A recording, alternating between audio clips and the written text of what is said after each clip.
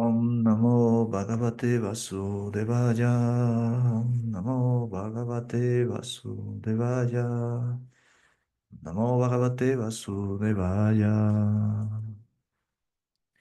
Continuamos con la presentación, una introducción a la ciencia del Bhakti. En el sendero del yoga existen los recursos y las pautas, las indicaciones, las ayudas para la exploración del mundo interior, que es de gran cuidado porque es lo que nos domina, lo que nos guía. Cada persona tiene una convicción sobre lo que le parece más correcto, más placentero, sobre lo que significa ir hacia adelante. Muchas veces ese espacio no es tocado porque por lo general nosotros pensamos que ya está listo, ya está bien. Y si es un poco incorrecto, justificamos y decimos que no podría ser de otro modo, el mundo es así, etcétera, etcétera. El Bhakti nos da una pauta inicial, nos dice, internamente estamos hechos para el placer y somos buscadores de placer, queremos eh, compartirlo y esa es una convicción.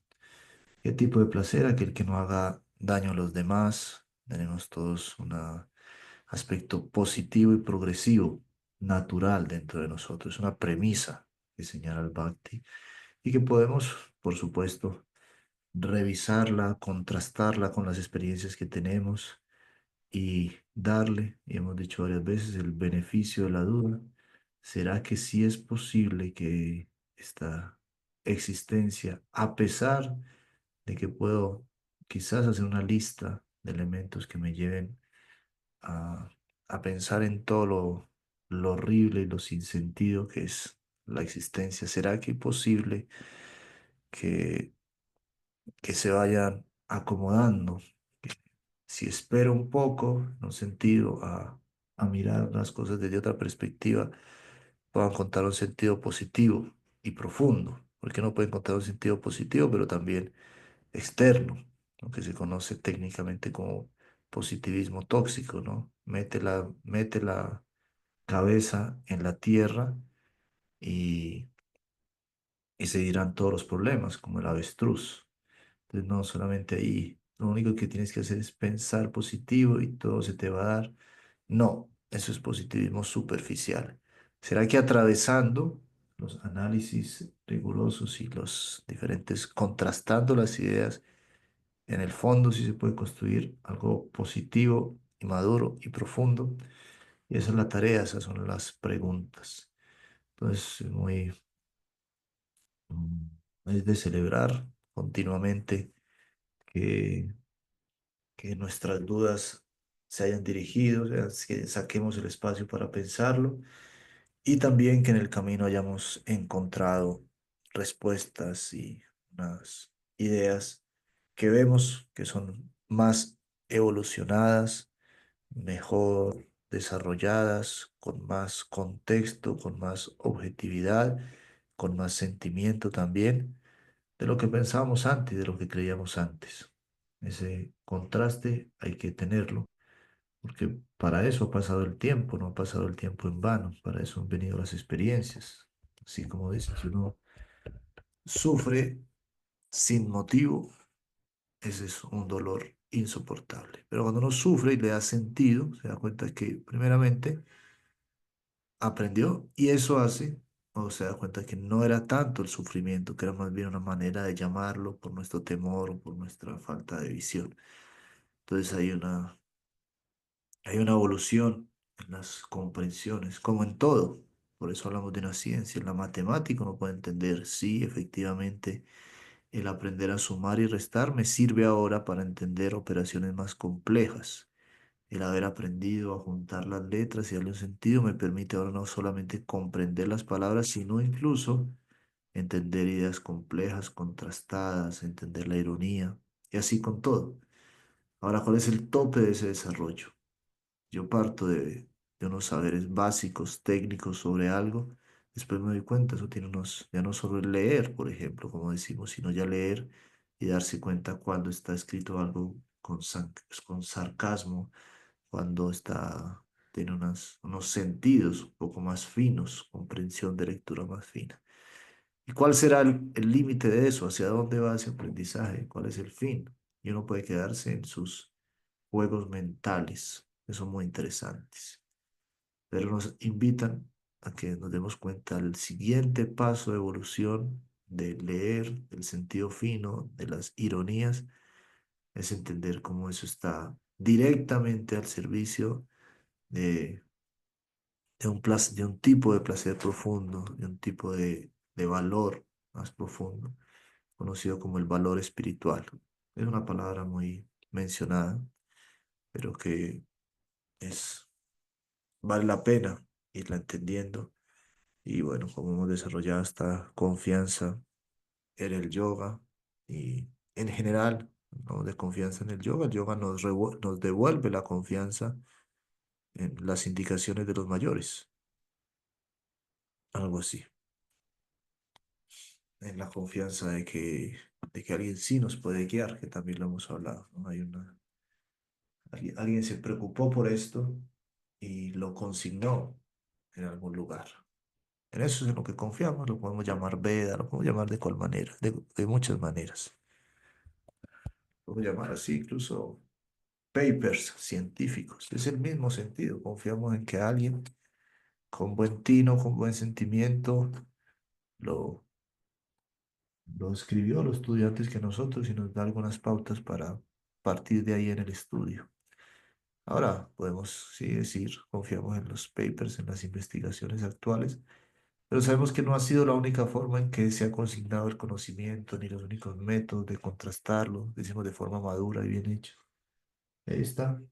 Entonces, alargamos y en medio de eso nos encontramos, así como podemos confiar en las ciertas universidades de prestigio, revistas indexadas que llaman, porque tienen su método.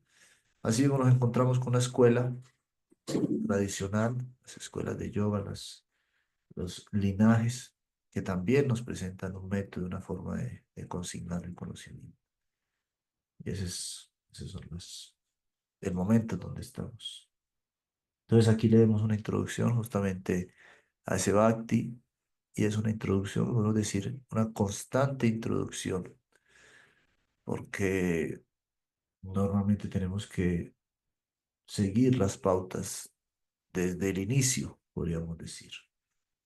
Desde el inicio, así lo hagamos muy naturalmente, tenemos que concentrarnos, diferenciar, señalar lo sagrado.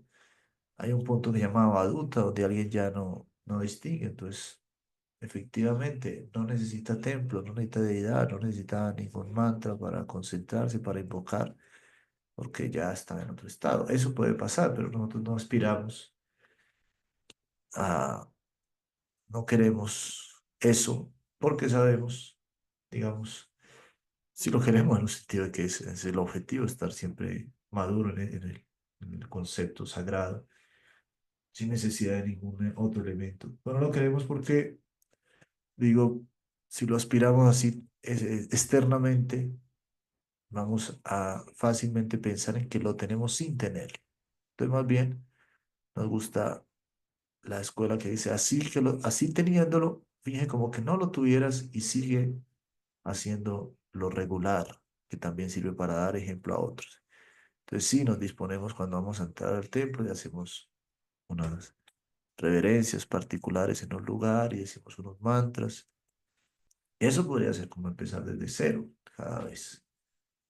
Que nosotros, ¿cómo así que empezar desde cero, no? Ya deberíamos estar hablando de temas más elevados. Hay unos temas para principiantes. Nosotros tenemos que hablar los temas más confidenciales y esotéricos.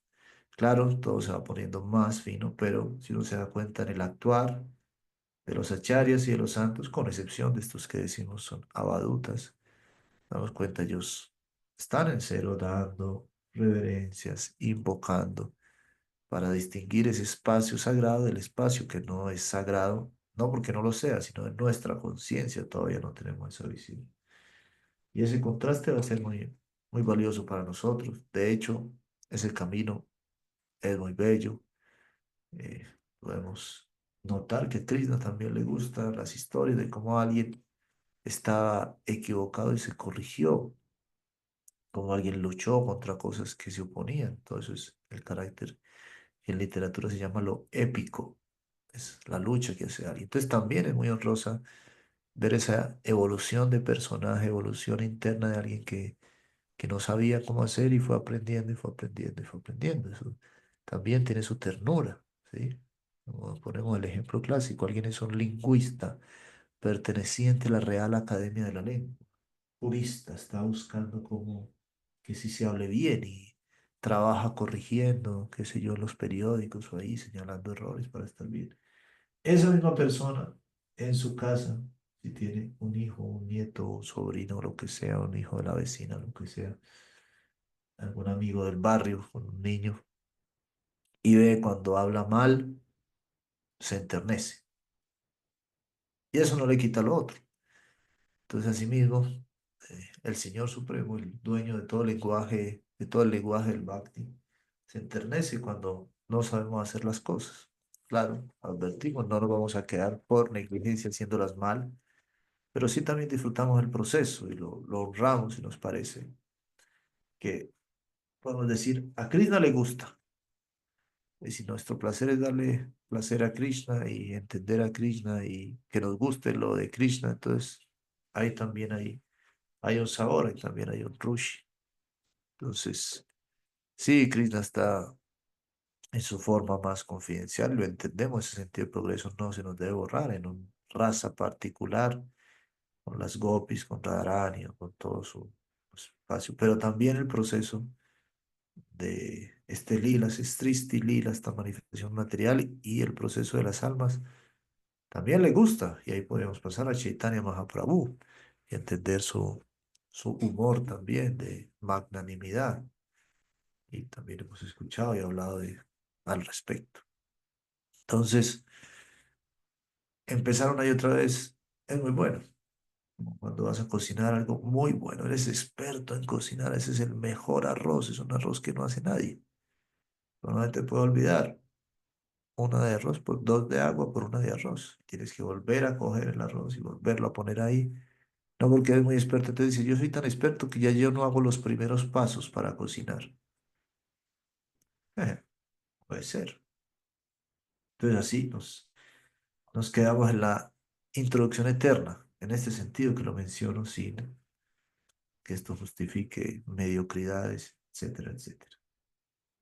Y aquí, en esta bella introducción, esta serie introductoria, muy interesante cómo nos informan acerca de nuestra naturaleza eh, básica de ser frente al universo y también nos cuentan nuestra historia en la medida. Hasta donde logramos entender, alguien pensará solo hasta agotar la información específica acerca de mi origen y el por qué, ahí sí voy a poder practicar. Pero ajá, eso es entrar mucho al sentir de Krishna. Y el sentir de Krishna se va revelando es con el sadhana, no con un entendimiento intelectual.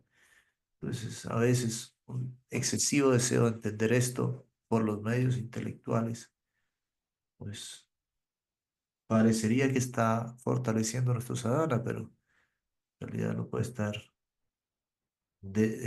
distrayendo un poco. Dice, con una visión amplia debemos saber que fuimos creados de una sustancia más pequeña y que solo con la ayuda de lo alto podremos mejorar nuestra situación y alcanzar una posición en el plano superior. Es interesante el, justo la idea de progreso, la idea de desarrollo que es natural en nosotros. Es necesario que haya en nosotros una actitud sumisa de servicio. Si nos rendimos, el aspecto dictatorial universal del absoluto nos elevará hasta una perspectiva superior. Él es el autócrata, el conocimiento absoluto, el bien absoluto. Todo con respecto a Él es absoluto. Encontrándonos en una posición vulnerable como la que experimentamos en este mundo, ¿por qué no entonces no nos rendimos a Él? Entonces ese es directamente un sentimiento eh, que se caracteriza por dos cosas. Es un tipo de sentirse pequeño, que eso puede venir de muchas maneras, y eso puede ser triste, con poco poder, minimizado. Y vemos que en el mundo se denuncia mucho eso, cuando alguien está minimizando a alguien, lo hace sentir pequeño, sin poder, todo mal. Ahora, de lo que estamos hablando es un sentimiento particular que es sentirse pequeño, pero a la vez animado, y lleno de esperanza. Pues es curioso y por eso el lenguaje espiritual tiene sus exigencias, porque cuando las comparamos y nos dicen sentirse pequeño, dice, me están quitando valor para comprarme muy barato, como en los negocios, alguien quiere vender algo y el otro que le va a comprar empieza a buscarle defectos para no pagarle mucho, ¿no? Pero eso está medio malo, eso no vale tanto, eso ya no vale nada, véndamelo barato. Entonces sí existe un mecanismo de control en la explotación que significa minimizar al otro justamente para que pierda su valor, pueda ser manipulado de forma descarada, así al volverlo pequeño.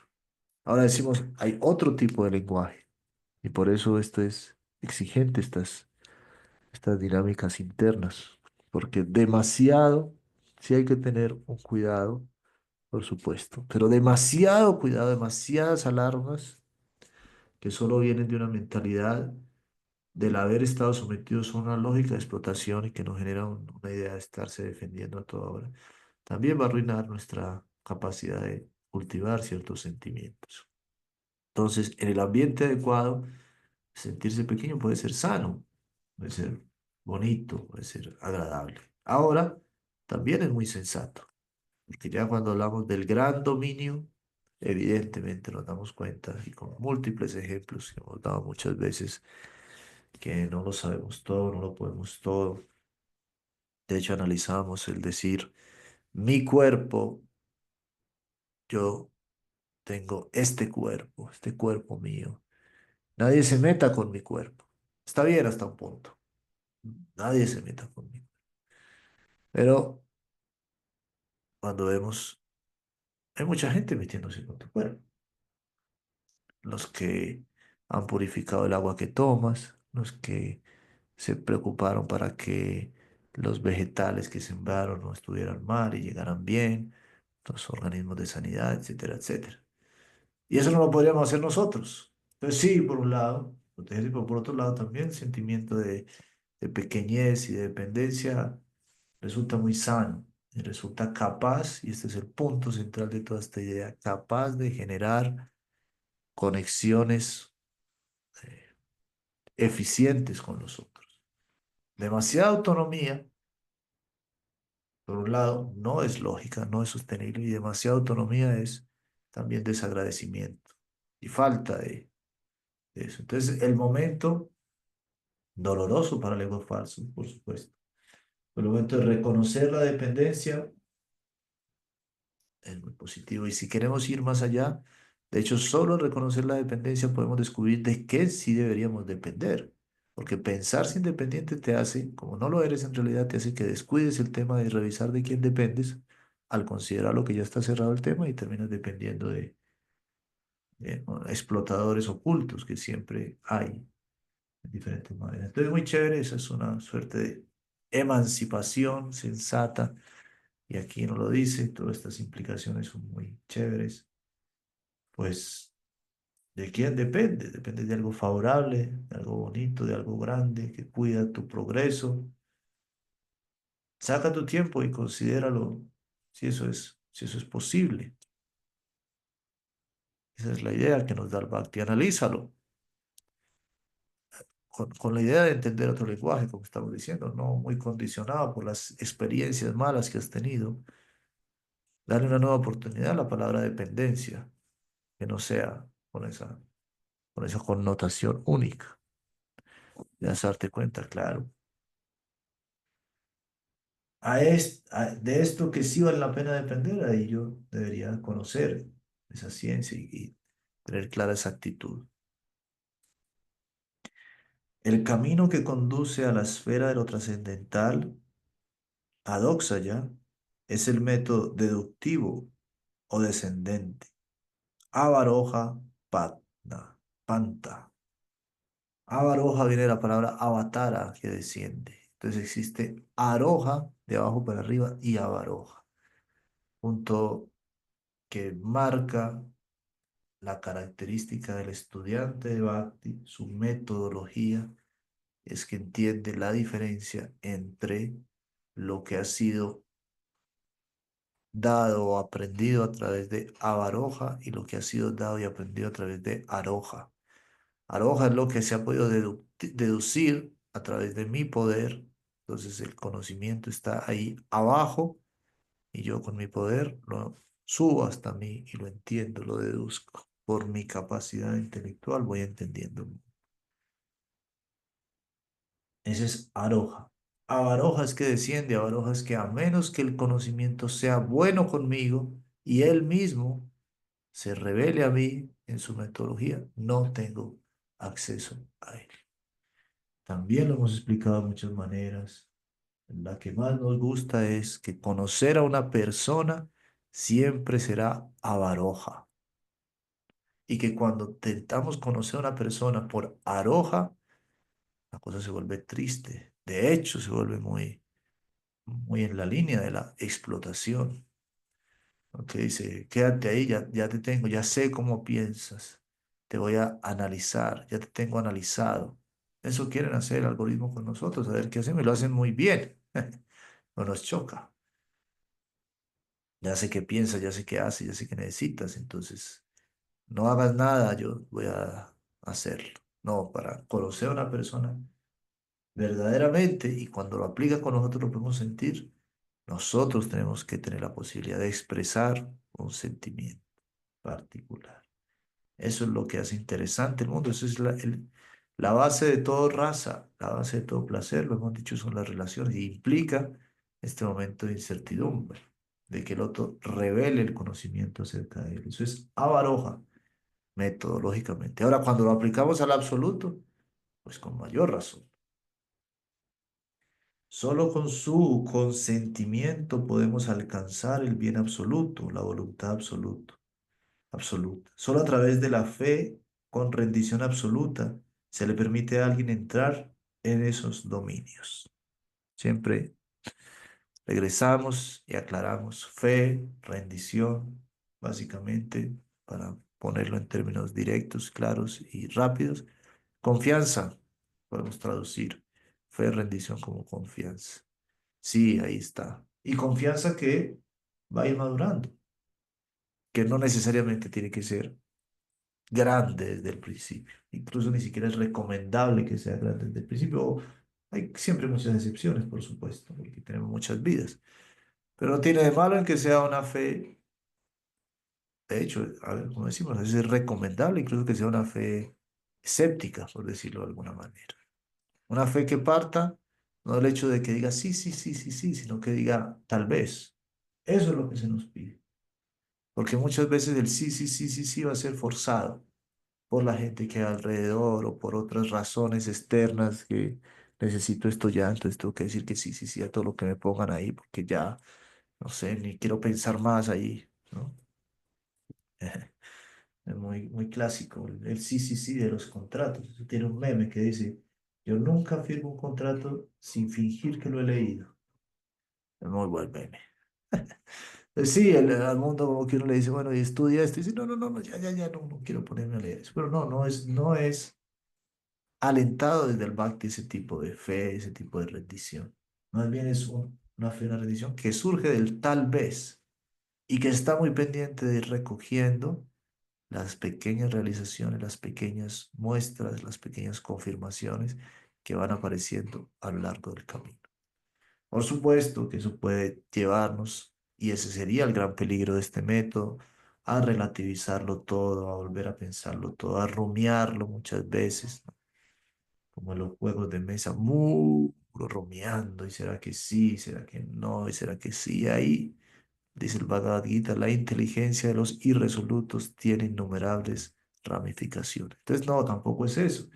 Y claro que hay que dar pasos arriesgados en algún momento, por supuesto, y hay que poco a poco irse dando cuenta, sí, esto está madurando en mi corazón y entonces, ¿qué sigue? Y preguntamos a nuestros maestros, a nuestros guías, a nuestros sangha, bueno, ¿qué sigue? ¿Para dónde voy? ¿Y cómo puedo hacerme más responsable? Quiero que cuenten conmigo en este ambiente. Y eso es lo que hemos visto, lo que se ha dado.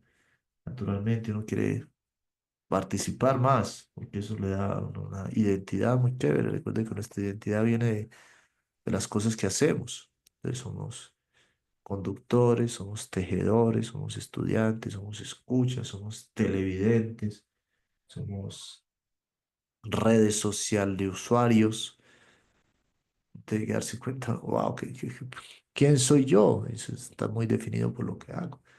Pues Bhakti nos dice, dale espacio, a, ensaya a generar una identidad donde diga, soy un sirviente, una sirvienta del Señor Supremo, me he unido a esta corriente. Entonces, soy alguien que teje para la deidad, soy alguien que estudia para la deidad, soy alguien que apoya el crecimiento de este sentir y pongo mi inteligencia en ello. Y eso es súper positivo, esa es la nueva identidad, eso es lo que somos, esa es la vocación, en última, la vocación básica, ese es el Dharma de toda entidad viviente. Y se espera que ese Dharma nutra también el Dharma temporal y que el Dharma temporal nutra ese Dharma eterno. Por eso nuestras propias características son características para defendernos en este mundo y a la vez son características para servir al Supremo. Miren ustedes qué cosa tan chévere. Son las dos cosas, no están peleando. Bueno para pintar, bueno, pinte. Se puede ganar la vida pintando, ¿no? Bueno para pintar, también pinta para Cristo. Y así con cualquier habilidad. Y habilidades son muchas, habilidades son leer, escribir, habilidades escuchar. Tampoco es que uno piensa que como vivimos en el mundo competitivo, uno dice, ¿cuál será? Si Messi juega hacia el fútbol, ¿cuál será mi don que es el equivalente al de Messi? Tampoco. No, son cosas sencillas también. Claro, también confiamos en el alma y todo lo que tenemos alguna la habilidad de lo que es el gran futbolista para el mundo, sí es cierto que tenemos una igual en el servicio a Krishna, porque por eso es que existimos. Porque Krishna quiso probar diferentes sabores, formas de servicio, es algo muy bello. El concepto Krishna también siempre hay que explicarlo. Ujú. Lo supremo, lo absoluto, lo bello, con muchos y múltiples nombres, etcétera. Solo a través de la fe con rendición absoluta se le permite a alguien entrar en esos dominios, pero jamás a través de la explotación, perdón, de la exploración o la colonización, ni esforzándose por convertirse allí en un monarca. Entonces eso es lo que explicábamos, el estudiante de Bhakti, la estudiante de Bhakti tiene una característica en su estudio. Eso es lo que dice, no está solamente estudiando una materia más del mundo. Ha cambiado su mismo proceso de estudio. Ese es el proceso, ¿sí? Alguien practicante de buceo no solamente ha aprendido ahí, no sé, unos nuevos movimientos, no, ha aprendido una nueva forma de respirar, una nueva forma de moverse en el entorno. Entonces, asimismo, el Bhakti no es una materia más de estudio, y sobre todo, de hecho, la materia podría verse secundaria, ¿no? Que también tiene sus elementos, sus datos específicos, pero nada de eso va a ser lo que es a menos que se cambie la metodología propia del estudio de la naturaleza propia, la actitud frente al conocimiento.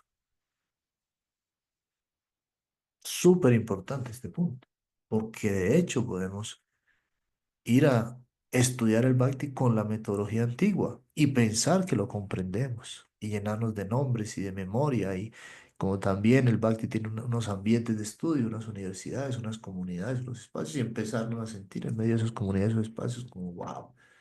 Y aquí puedo explicar todo, cualquier cosa que me digan, me sé los nombres, me sé los mantras, me sé no sé qué, cuento unas historias, cuento otras, etcétera, etcétera. Pero no hay que estarse muy cuidadoso de ese flujo externo de información. Igual es muy linda, evidentemente muy linda, evidentemente es muy estimulante, pero puede que no esté pasando mucho internamente al respecto. Mientras que si con buena actitud no conoces mucho, y eso es los Nirupada Vaisnavis, los Vaisnavas que no saben ni leer ni escribir, el estudiante humilde que no te va a llenar de información, ni de datos, ni de anécdotas, pero cuya actitud en el servicio es conmovedora, y de esos hay múltiples ejemplos. Lo que pasa es que no son los famosos, entonces ahí es donde nos damos cuenta de que sí, a veces la fama es chévere para no identificar las figuras refulgentes, y eso lo mueve a uno, pero cuidado, el Nirupada Vaisnava es algo muy fino. Por eso cuando uno va en el mundo y no considera a los que recién llegan o no considera a los que no son muy inteligentes, de mucha memoria, dice, no, tiene poca devoción. Algún día este personaje va a progresar en esta escuela cuando sepa tanto como yo sé. Error. Es muy importante, sobre todo otro tipo de entendimiento de lo que es el conocimiento. Estamos yendo a una materia que me va a exigir que cambie mi propia metodología, mi propia postura frente a lo que voy a conocer. ¿Cómo es eso? Técnicamente llamado aroja y avaroja. Aroja, yo voy y lo cojo. Avaroja, doy espacio para que él se manifieste ante mí. Muy importante, y eso es lo que se cuida en la metodología, en las sampradayas. Eso es lo que el espacio del encuentro cercano nos da el tiempo y nos da la medida humana para poderlo explicar.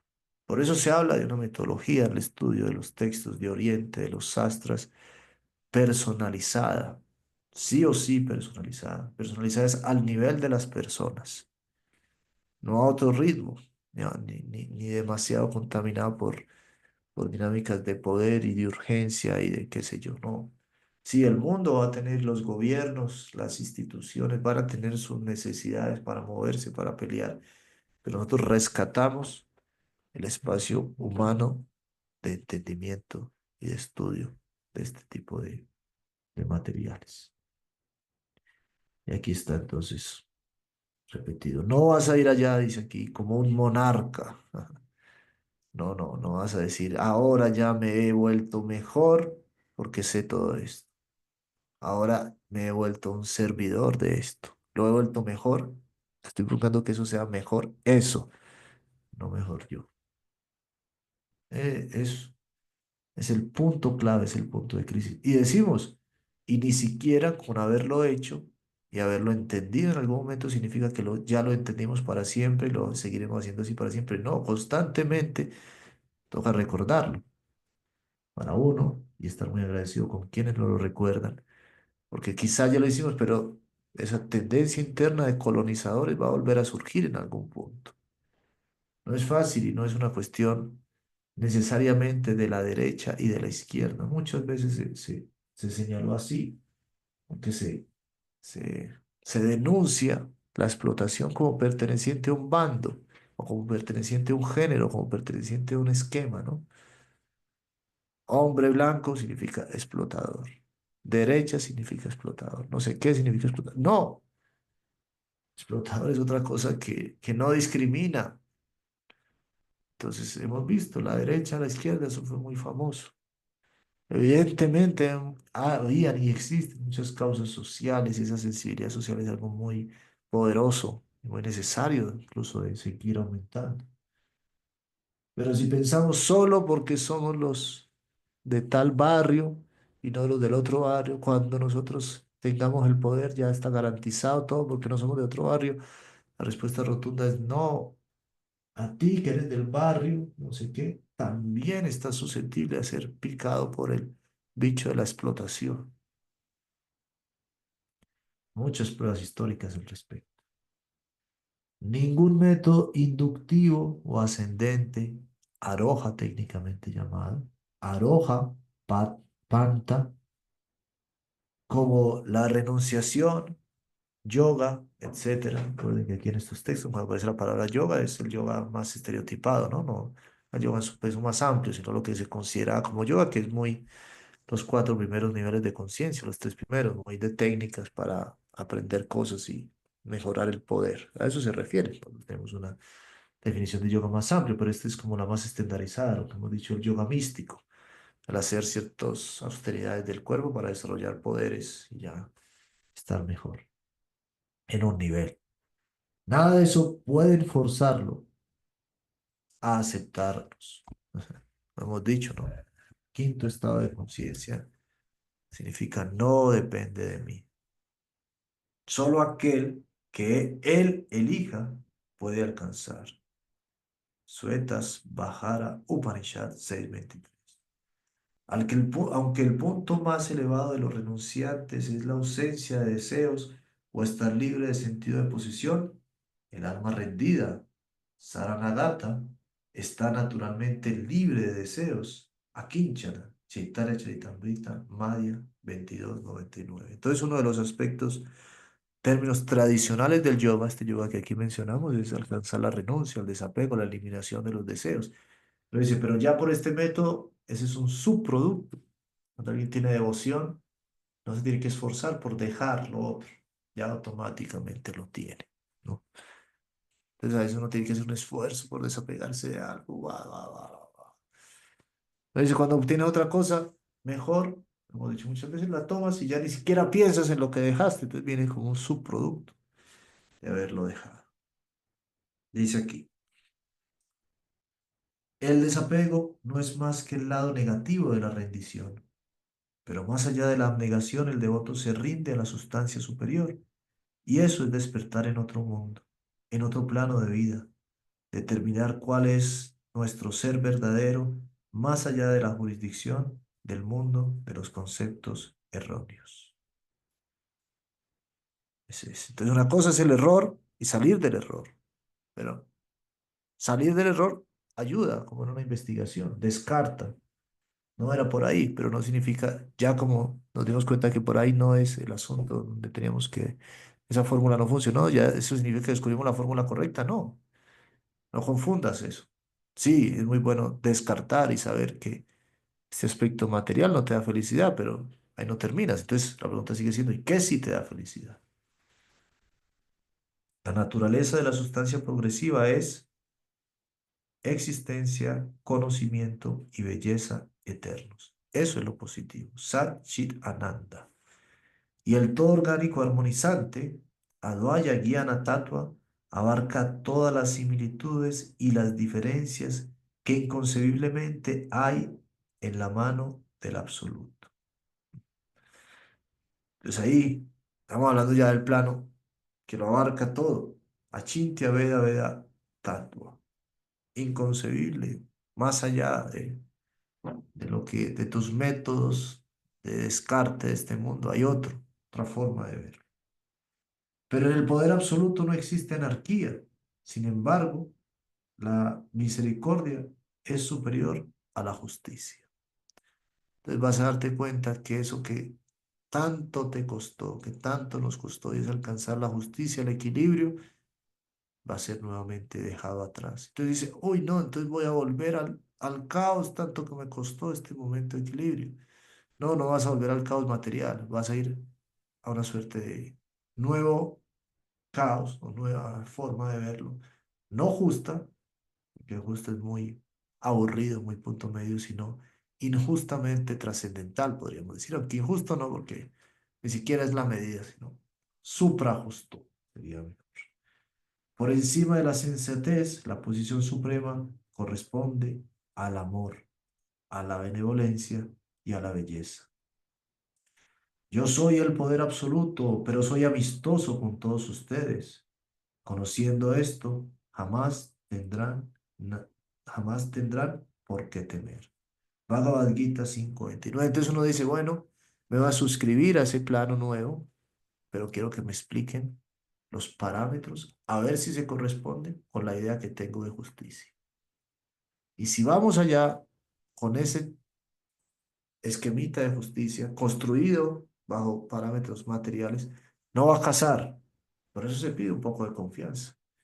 Dice, presénteme primero las condiciones de este juego a ver si corresponden con lo que materialmente aprendí que era un juego justo. Y te dice, no es ese método. No pierdas el sentido de justicia porque todavía vas a tener que actuar en el plano material y ahí vas a tener que seguir siendo justo y no combines las dos cosas mal combinadas.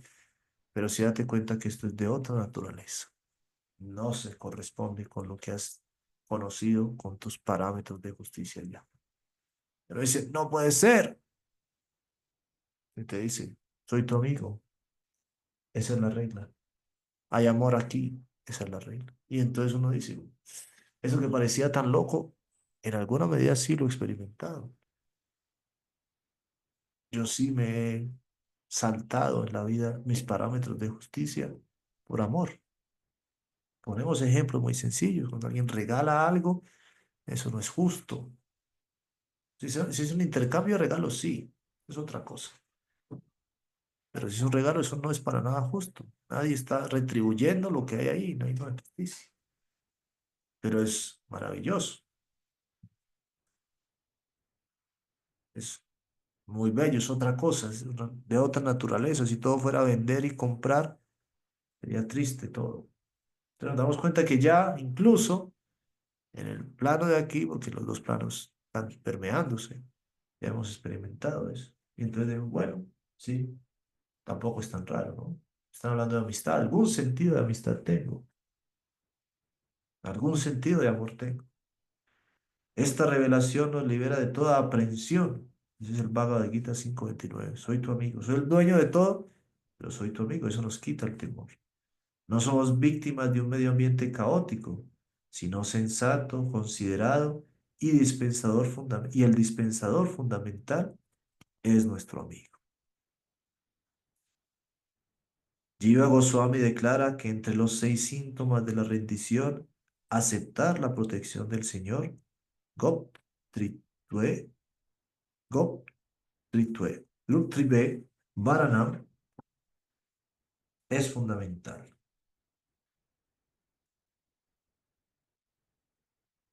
puesto que la rendición plena expresa el mismo ideal. Entonces es muy bello, ¿no? Este punto de confianza. Goptritve, Goptritve Varanam, Goptritve Varanam, Goptritve. Los 5 síntomas siguientes, que son aceptar lo favorable, rechazar lo desfavorable, tener fe en la protección del Señor, rendición plena y humildad, son servidores asociados de manera natural, contribuyen al ideal Anangi Vedasat Vidatatra Gop Tritve Varanan Evagni Saranagati Sabdenaikartyat Anjani Tuat Anganitat Parikarat Tuat. Ese es Bhakti Sandarbha 2:36. Entonces hay pasos en la rendición. Aquí están, aceptar lo favorable, rechazar lo desfavorable, confiar en el Señor, rendirse a Él, pero dice que todos están con un centro, que es Goptitve Varanan, confiar en la protección del Señor.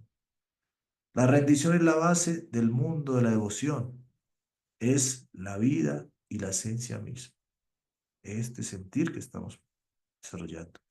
Sin rendición no se puede entrar en esos dominios. Ella debe estar presente en cada forma de servicio. Intentar el servicio divino sin ella sería simplemente imitación o una formalidad sin vida, que estamos mencionando. No puede, externamente estaría ocupado, pero va a ser una cuestión más bien formal.